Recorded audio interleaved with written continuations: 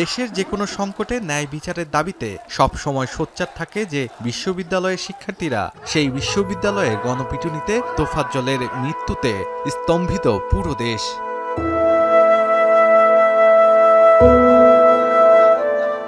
5ই আগস্টের পর নতুন বাংলাদেশের স্বপ্ন সবার চোখে। তখন কি বার্তা দেয় এমন মৃত্যু? বিভিন্ন ধরনের শত্রু থাকতে পারে, কিন্তু তার অর্থ এই না যে কোনো রকম রাষ্ট্রের আইনের প্রতি শ্রদ্ধা না রেখে তার উপর প্রতিহিংসা পরায়ণ হয়ে তাকে মেরে ফেলা।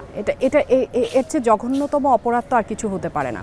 আর বিশ্ববিদ্যালয়ের শিক্ষার্থীদের কাছে তো এটা আশা করাই যায় না। আমার বিশ্ববিদ্যালয়ের শিক্ষার্থীরা হত্যাকারী, সেটা শুনতেও আমাদের কারো ভালো লাগছে না তো। ঢাকা বিশ্ববিদ্যালয় তো আমাদের সবার কাছে একটা সম্মানের জায়গা, ঠিক একইভাবে জাহাঙ্গীরনগর বিশ্ববিদ্যালয়। বিশ্লেষকরা বলছেন, গণপিটুনিতে হত্যার সব ঘটনা মর্মান্তিক ও অগ্রহণযোগ্য। কোনো সভ্য সমাজে এমন ঘটনা ঘটতে পারে না। মর্মান্তিক দুটো ঘটনা, অত্যন্ত অনাকাঙ্ক্ষিত। যারা এটা ঘটিয়েছে তারা, আমার বিশ্বাস, তারা জেনারেল স্টুডেন্টসকে রিপ্রেজেন্ট করে না। Very small group of people. তাদেরকে আইনের আওতায় আনতেই হবে। আইন নিজের হাতে তোলার কোনো সুযোগ নাই। এই জিনিসগুলোকে ইনভেস্টিগেট করে তারাই করবে, কিন্তু নিজের হাতে আইন তুলে নেওয়া, এই কালচার এখান থেকে অবশ্যই বেরিয়ে আসতে হবে। যারা করেছে তাদেরকে অতি দ্রুত মার্ডার কেসের আসামি করা উচিত, অ্যারেস্ট করা উচিত এবং বিচারের মুখোমুখি করা উচিত।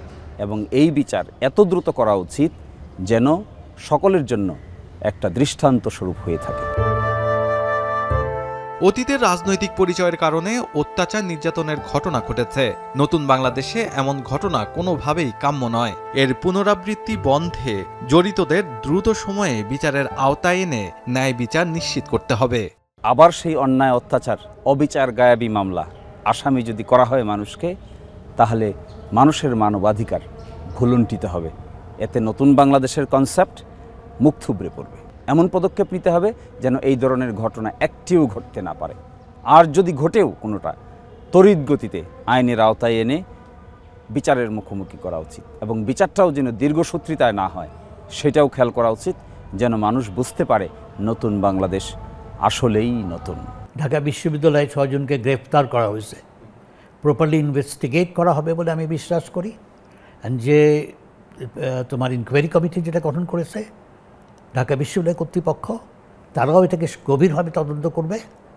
At the end of the day definitely যারা দোষী তারা বেরিয়ে আসবে। হঠাৎ করেই একের পর এক গণপিটুনিতে হত্যার ঘটনার পেছনে একটি সংঘবদ্ধ চক্র রয়েছে বলে অভিযোগ বৈষম্য বিরোধী ছাত্র আন্দোলনের এই সমন্বয়কের।